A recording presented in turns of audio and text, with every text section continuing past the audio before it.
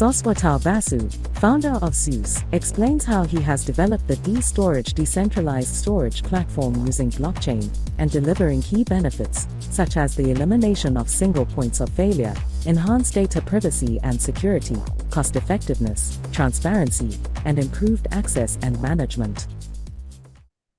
Okay, so I guess the banking and the finance sector are one of the key industries, and others as well. But there's this sort of increasing amount of data they have to deal with, manage, store, etc. So, and it doesn't show any signs of slowing down. Is that fair to say? I know that's absolutely right, and especially in the banking industry, there's lots of videos, text, images that are usually used, like for instance in mortgage applications and things like that. There's a lot of material that's sent over to the bank, and they're stored in multiple copies and are generally vulnerable to the weakest link, so they can be easily breached. So it's important to keep them safe, but also to be efficient in storing that data. And centralized storage is replicated storage, so they have multiple copies. So the vulnerability is there for the single copy that is the weakest link. And there's more data stored because there are a number of copies, because they usually have several copies made so that they can recover in case of disaster. In our case, we have redundancy built in with decentralized storage, but it's less than a single copy, so it's very efficient architecture. Yeah, so the point you're making, centralized storage isn't really up to the task of dealing with this data deluge. So you have developed a decentralized storage platform, I believe, which uses blockchain. So I'll be intrigued to understand a little bit about how it works before we go into some of the benefits it offers. Yes, it'd be good to understand. Sure. So the blockchain we use primarily for two things. One is to pay the provider, the decentralized storage providers.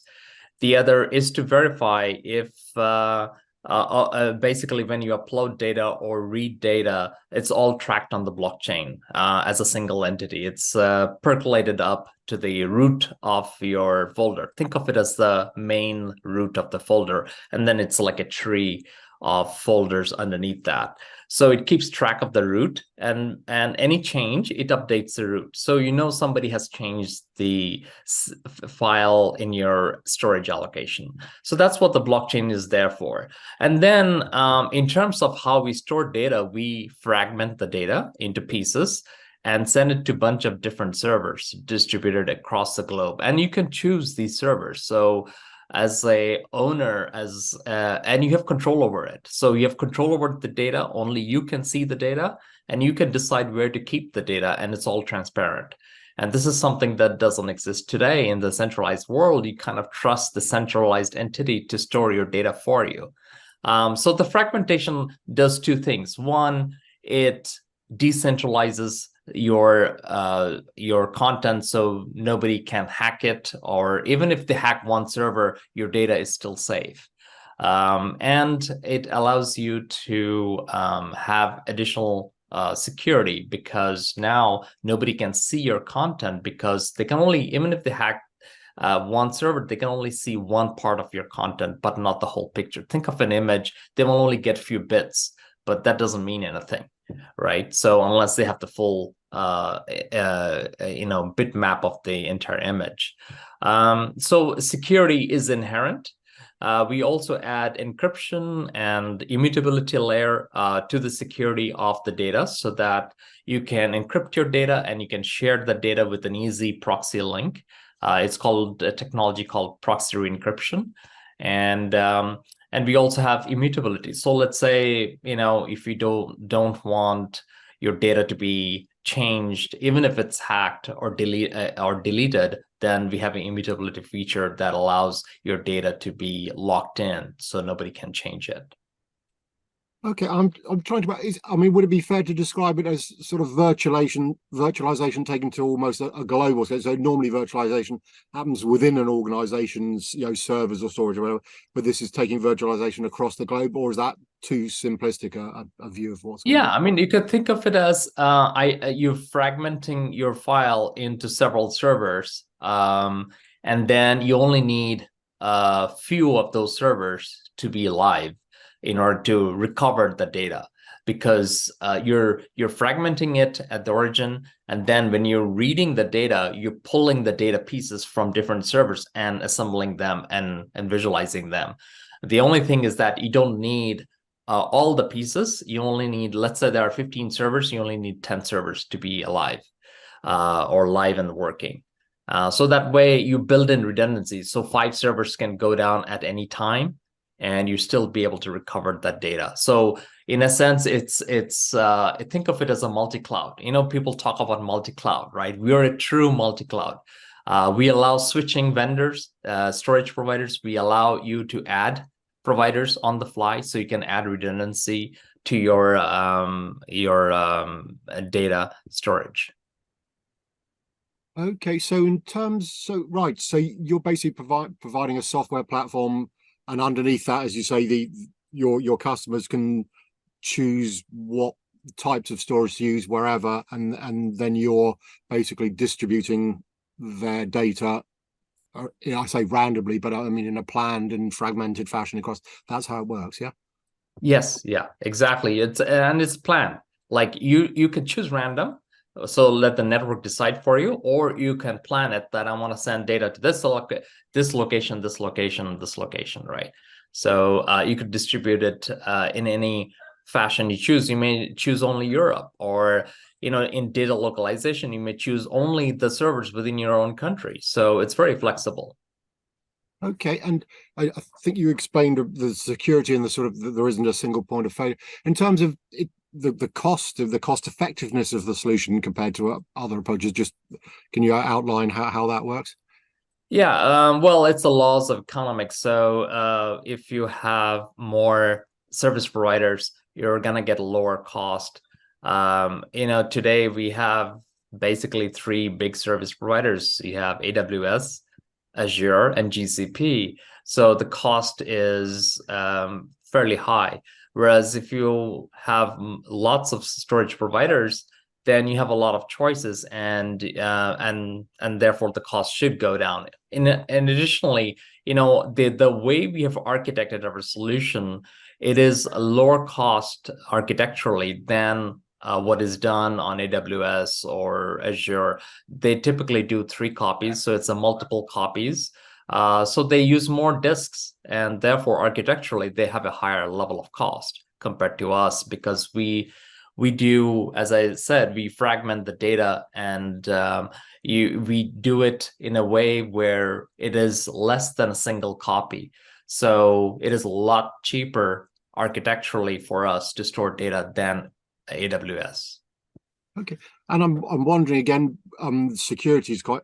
You've emphasized how important that is. How would the security aspect compare again to putting it with into the public cloud? With AWS or Azure. Yeah, so we have 3 layers of security. One is inherent, like fragmentation that I talked about, because every file be fragmented across servers. So even if one file is hacked, your data is still safe because anybody can read the data, and it's a complete data content, as opposed to one portion that is being hacked and missing or whatever, right? The second layer is encryption. We allow you to encrypt the data and then share that data to anybody through a technology called proxy re-encryption protocol. So that allows you to share the data to anyone within the network with a simple link. The third aspect of our security layer is immutability. You can have your file immutable so that even if it's hacked, nobody can change it or delete it. So we offer those 3 layers, which is not available in public cloud. And blockchain, not a new technology, but I know to a certain extent it's been a technology trying to find a bit of a home or a killer app. So just how good do you think that the technology is when it comes to this storage, and do you see it being used more, do you think, within the storage environment, or is it just the right thing for your particular solution? Yeah, so we actually had to build our blockchain from ground up to be the fastest blockchain out there, because to match the speed of storage. And so we use the blockchain for, as I said, for actually three things. One is payment.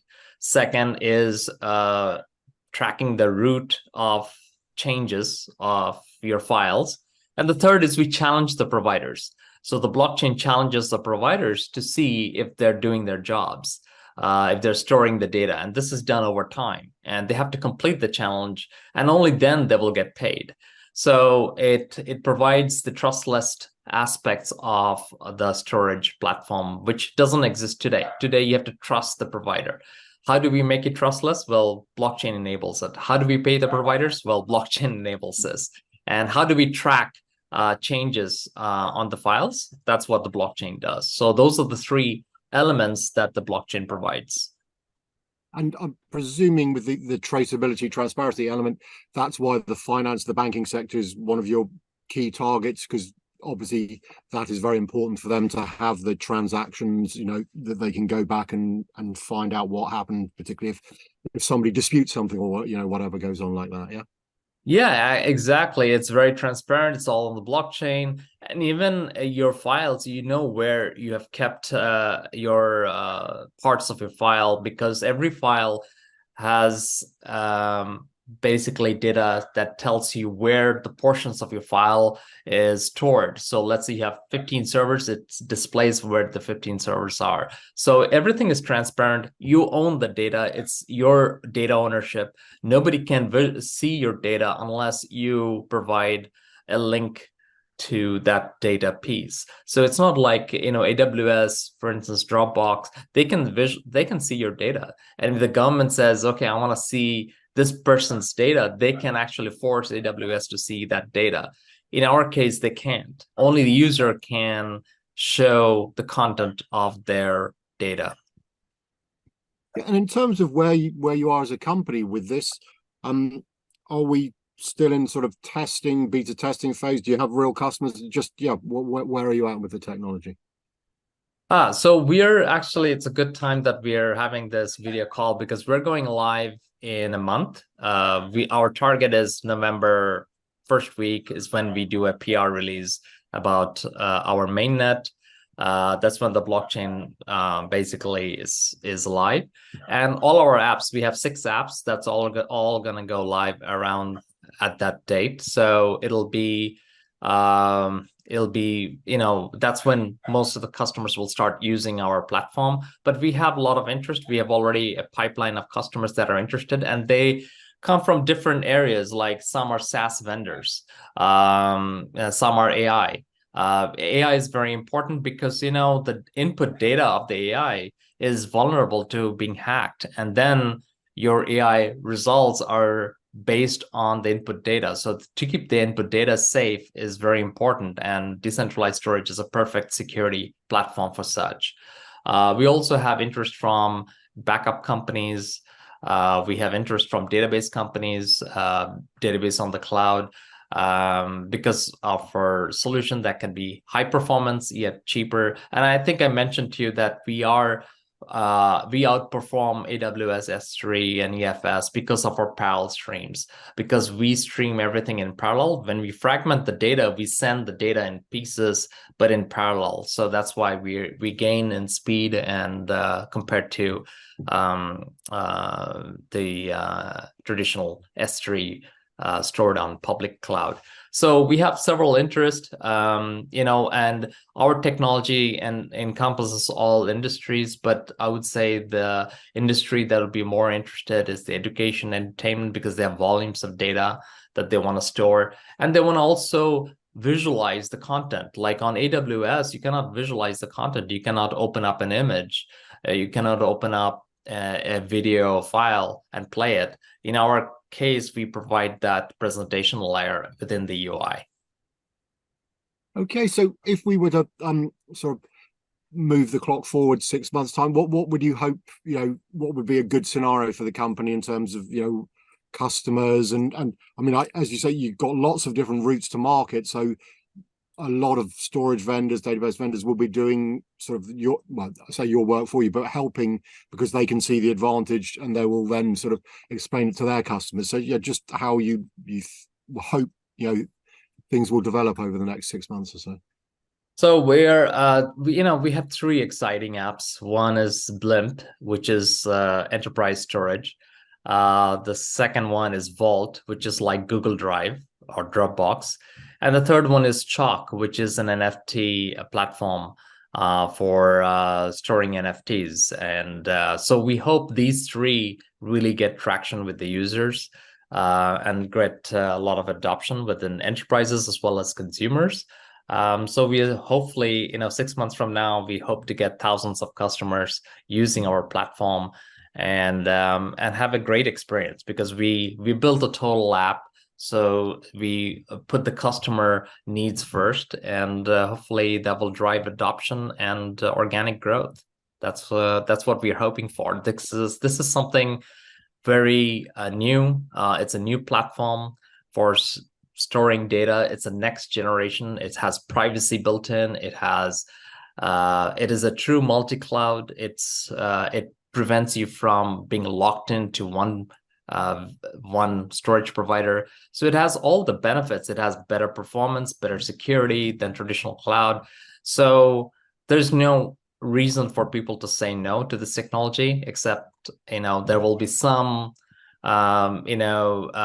inertia in terms of adoption. So we hope that inertia will soon go away once we have the first level of adopters.